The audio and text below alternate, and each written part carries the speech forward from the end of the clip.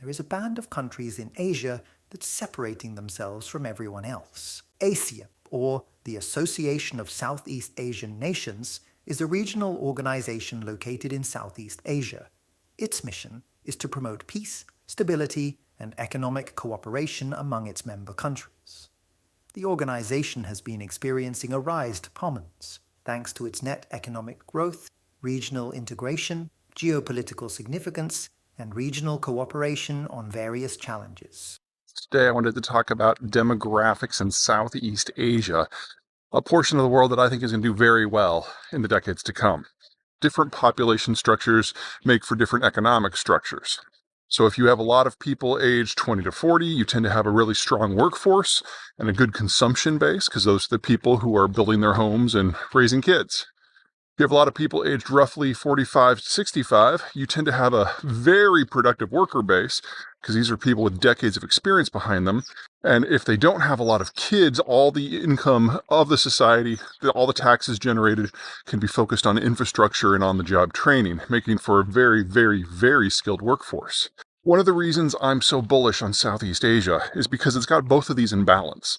So on the bottom, you've got countries like Myanmar and Cambodia and Laos who are very child-heavy. And they can be a workforce not just now, but decades into the future. So if the money is made available, if the regional demand for their services is there, you have a very large, low-skilled workforce.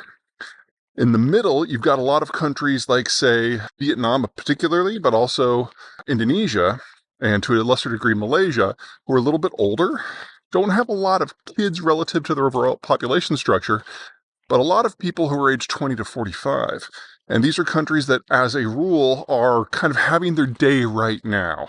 The more problems that the Chinese have with keeping investment, the more diversified folks are looking to make their supply chains globally, the better these countries look. Vietnam in particular is getting in on this in a very big way with education, and about 40% of their college graduates are in STEM. That's like 4 times the global average. And then at the top, you've got a number of societies like Singapore and Thailand, which are aging pretty quickly. They had their day as a low-cost wage destination a couple decades ago. And now you've got a lot of people who are in their 40s, 50s, and even early 60s. They're aging quickly. It looks a lot more like Northeast Asia than the rest of their neighborhood. But the accrued technical skills in these populations is huge, especially in a place like Singapore. And Thailand punches well above its weight as a mid-wage destination. And having these all in the same neighborhood really helps with manufacturing. So one of the things you want to do for the more complex manufacturing products, whether it's cell phones or electronics or computing, is not everything requires the same skill set. The person who does the injection molding is not the person who does the wiring harness, is not the person who does the chips, is not the person who does the assembly. Each of these has a different wage structure. And in that sort of environment, variety is everything, and proximity is everything. And this is the world's most differentiated workforce, all within the same region. So you throw a little bit of Japanese or American technology in there, maybe some Chinese assembly on the back end, and this area is set to boom. Best part yet, because this region is made up of mountains and peninsulas and islands and jungles, they've never had a history of going to war with one another because they can't get at one another. So they don't have the history of animosity that we see in, say, Europe or Northeast Asia. Add it all up, and this is the part of the world that I expect to grow the most rapidly in the 30 years to come, with demography at its heart. The region is said to be one of the world's fastest-growing markets. ASEAN's general approach is widely influenced by the countries inside it. The group widely values the importance of not overstepping boundaries. The uniqueness of ASEAN member countries is that decisions are only made when everyone agrees on them, by unanimous voting. ASEAN has clear boundaries when it comes to interference. The organization also practices gradual integration, especially when it comes to groundbreaking moves and decisions. The organization was established in 1967 by 5 founding nations: Indonesia, Malaysia, Singapore, Thailand, and the Philippines. Neighboring states decided to join the cause: Brunei in 1984, Vietnam in 1995, Laos and Myanmar in 1997, and Cambodia in 1999. It currently comprises a 10-member alliance, and, just in late 2022, Timor-Leste has been admitted as the organization's 11th member in principle, with its full membership still pending.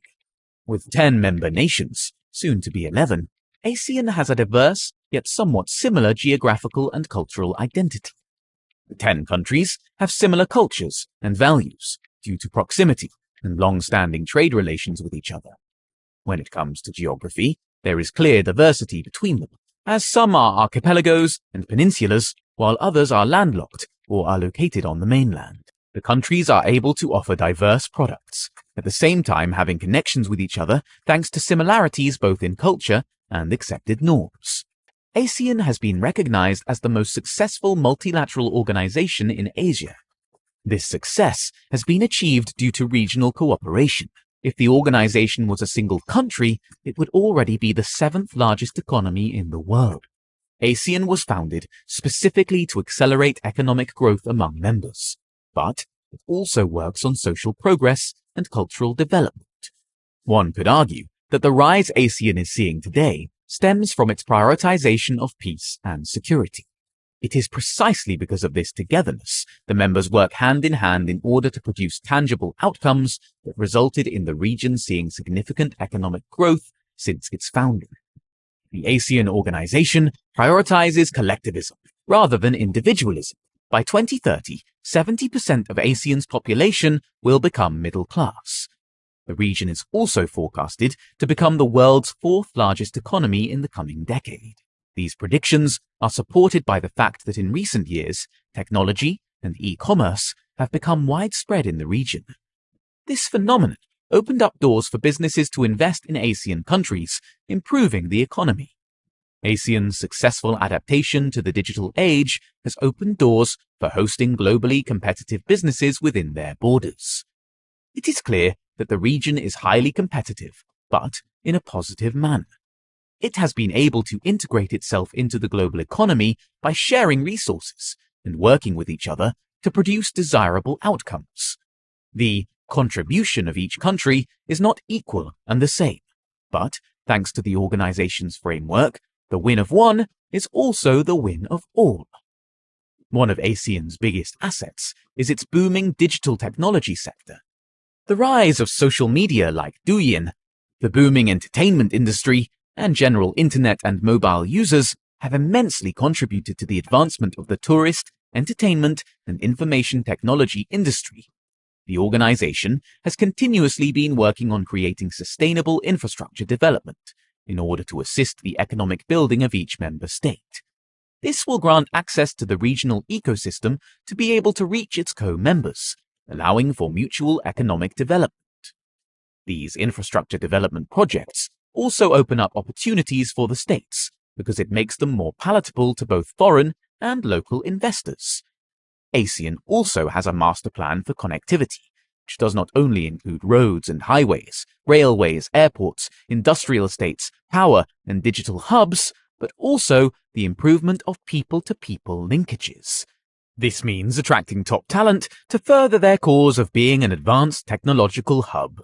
Multiple nations within the ASEAN region race to become the next Silicon Valley. Specifically, Singapore, Indonesia, Thailand, Malaysia, and Vietnam have garnered global recognition due to their emergence as technological hubs. Not only do these countries have such big numbers of tech startups within their land, but a report from Nikkei Asia also shows how promising the talent pool for tech is within the region. Not only does ASEAN have a lot to offer when it comes to manufacturing and products, but it also shows that there is an abundance of talent within the ASEAN population when it comes to technology and engineering. The region is already being poised to become the new global tech and startup hub. Another challenge ASEAN has to face is the rapidly changing global environment. When it comes to regionalization, it seems like ASEAN already is one step ahead. With the strong rise of technological hubs and digital startups within the region, it shows great promise when we look at it from the perspective of global markets. Like the tech in the region continues to grow exponentially, the foundation of ASEAN is actually its global trade relationships.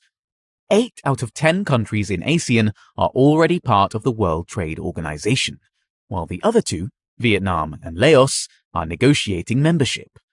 ASEAN played a central role in Asia's economic integration.